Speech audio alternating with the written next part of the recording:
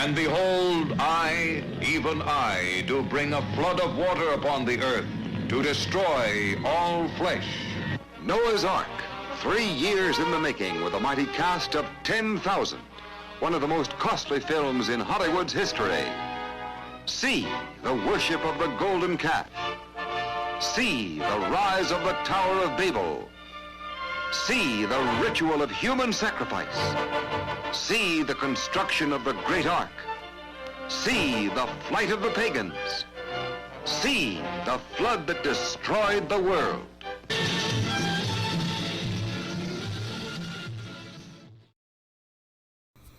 You don't need to be an Old Testament thumping Christian, or does that simply make you a Jew, to think the discovery of the remains of Noah's Ark would constitute one of the greatest archaeological finds of all time, would get broadcast first on most television stations, even before the naming of the All Black team here in New Zealand, or Donald Trump's latest court case.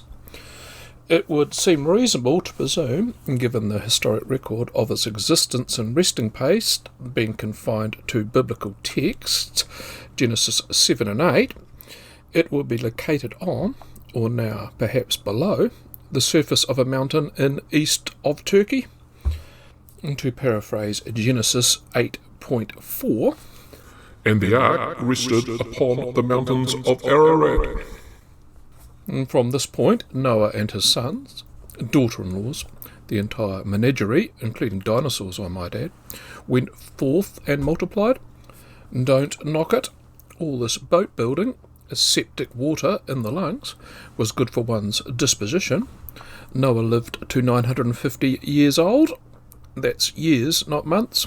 As science began to spread its evil tentacles over the last couple of centuries, what was in the Bible began to be challenged by awkward facts, say the biblical age of the earth, 6,000 years, being 3,500 less than the invention of beer, the earth going around the sun.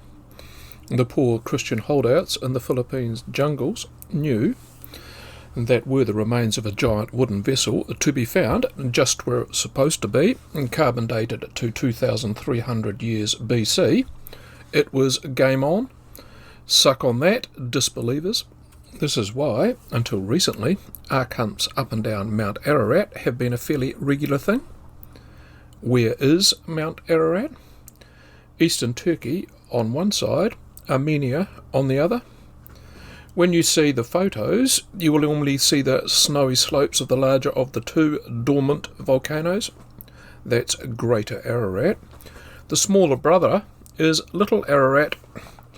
Another thing you are bound to notice from photos of the region, it's not exactly remote. There's a city in Turkey with 80,000 people, just 30 kilometres from its lower slopes. Yerevan, the capital of Armenia, on the other side, has Ararat as its backdrop. The patriarch of the Christian Armenians is Hardwicke. He is said to have been the great-great-great-grandson of Noah. Marco Polo wrote about how the Armenians were rather into Noah in the 14th century. Turkish and Armenian farmers use the slopes to graze sheep. Everest it is not. If you were to accord a climbing difficulty getting to the top of the 5,000 metre Greater Ararat, and Everest was say 10 on the scale of 10, ascending Ararat would be a 2. You can drive to the base camp of Everest on the Tibetan side. You would be higher than Ararat. It's only really above 4,000 metres, where snow covers the volcano all year round. The major reasons why ark hunts have gone down to a trickle is that we now have technology to detect large wooden structures up mountains without breaking into a sweat. Satellite photos, LiDAR detectors, drones. If one day I was overcome with a powerful need to find this structure, I could pore over Google Earth for anomalies from the comfort of my New Zealand study, 18,000 kilometres from the site. More enthusiastic and better funded searchers could hire a Cessna and fly around it extensively, using nothing but binoculars for technology, coupled with eyesight and a half-decent camera. Enthusiasm has not, however, died completely. There are still believers in the literal truth of the scriptures. The floods uncomprehensible 2x2ing, uncomfortable knowledge you are rooting your cousins, Allegory it is not a stolen myth from an earlier civilization. This is the word of God. 1-to-1 size modern replicas have been built. There was one constructed in the Netherlands and it made it across the Channel to England, where it was judged to be unseaworthy. Got involved at a later stage in a mid-harbour collision in Oslo in 2016. No animals were harmed, thankfully. Then we have the rather well-known massive land-based replica at the Creationist Museum in Kentucky. 3 years after that was constructed, it was found to have issues with watertightness caused by, wait for it, heavy rains. Now let's go back to the time when exploring the region meant boots on the ground. Hope reigned supreme.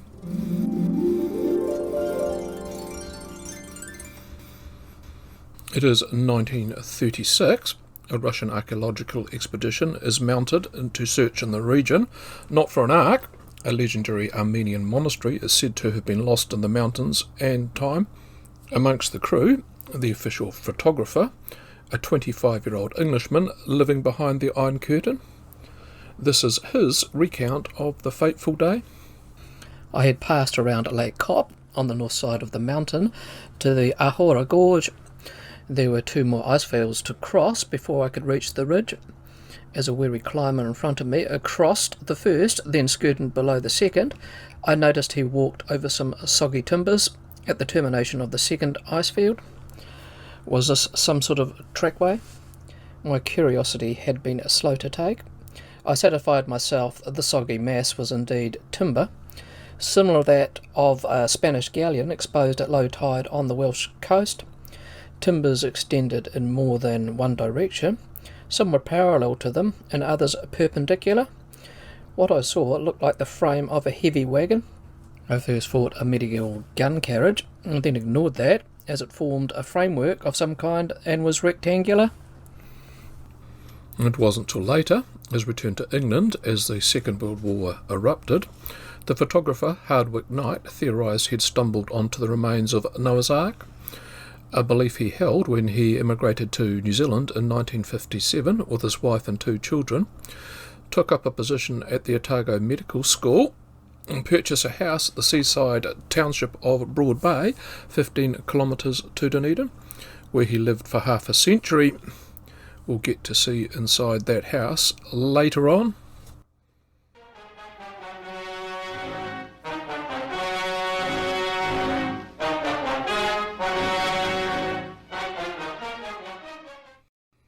The name Hardwicke Knight is probably new to you. His legacy won't be. Knight's extensive photographic record, chronicling ordinary life in New Zealand, crops up all over the internet. Part of his collection was purchased and preserved by Te Papa National Museum. This was a man who, to say the least, was well travelled. The official photographer on many an exotic expedition, in Greece and the South Pacific to mention but 2. Knight followed in the footsteps of a long line of English eccentrics, led an extraordinary life, had the souvenirs to prove it. And then in 1967, out of the blue, the spectre of his journey in Armenia 3 decades earlier raised its head again. Knight's writings had come to the attention of 2 rich fundamentalist Christians, John Morris and Tim LaHaye. Between them, they bankrolled over 7 previous failed attempts to prove Noah's Ark wasn't just a story. They had a deal Knight just couldn't resist: replicate his movements on Ararat and get paid handsomely for his time and effort.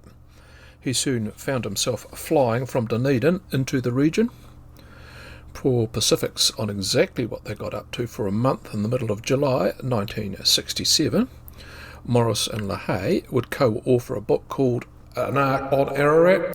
Became somewhat of a canon to those who believed their inspired Odyssey had found evidence of the Ark, without actually providing a shred of evidence, gobbledygook for any left-brain thinkers. The outcome of that expedition? Well, it was rather predictable. They were now batting 8-0. Knight, an atheist one day, and Christian the next, remained adamant of what he saw back in 1936 was indeed Mr. Noah's boat, reframed the report of his pre-war discovery to be not that of the superstructure, the pens and shelters that held the animals. Apparently the predators got the bulkhold seats, evidently. And great pity, if you ask me. The dragons and mermaids slept in and missed the sailing. And you try getting the seabirds back on board at night, using bear spray on velociraptors. When Knight died in Dunedin in 2008, aged 98, his wife Molly having died 9 years earlier, his house had a rather bachelor feel to it, cluttered to be nice. And don't worry, if my wife died it wouldn't take years, rather weeks, for my household to resemble his. Knight had accumulated more than his fair share of souvenirs of a life well lived. This was an antique dealer's treasure trove, from books to paintings to knickknacks, occupying every nook and cranny. And treasures rested beside little more than trash, a valuable painting beside a worthless stack of obsolete magazines. Photographical chemicals rested on shelves along with a highly collectible rear German camera. It took 2 months to sort out the wheat from the chaff. In the wash-up, the auction of his amassed possessions, a good 70 years of collecting, hoarding, got $250,000 NZ at the auction, and the rights of his photographic collection as well. Well, I don't know about that. That was on top. As I touched on earlier, Knight had previously sold off the rights and some of his antiquities for prosperity, that's to say into the public collection, not private, the National Museum of New Zealand, Te Papa being the recipient. Some 20,000 photographs and related memorabilia went their way. Nevertheless, in 2008, there was of course a lot of overseas interest to see if, in amongst the auction lots on his estate, there was one meeting the broad sale description, preserved piece of wood, said to be part of Noah's Ark. That's another part of his story that had changed over the years. That piece of old wood from 36 can't have been that porous, and it went into his London fog jacket, wasn't flagged for customs, ended up in NZ, and sadly no such auction listing existed. Still, there are persistent rumours, which I'm happy to spread at no extra cost. Given Knight chronicled every part of his life meticulously, maybe, just maybe, he did pocket a piece of wood, origins unknown, under the noses of his Soviet masters. That timber memento is now in storage at the National Museum. A potentially interesting script could one day follow. Thanks for spending time here at Weird NZ. Even bigger thanks to those that press that super thanks button and send me a few Armenian drams. You need 400 of those to make $1. Next up, in the next episode, is a kangaroo that solved a murder. Bye for now. See the worship of the golden calf. See the rise of the Tower of Babel. See the ritual of human sacrifice. See the construction of the great ark. See the flight of the pagans. See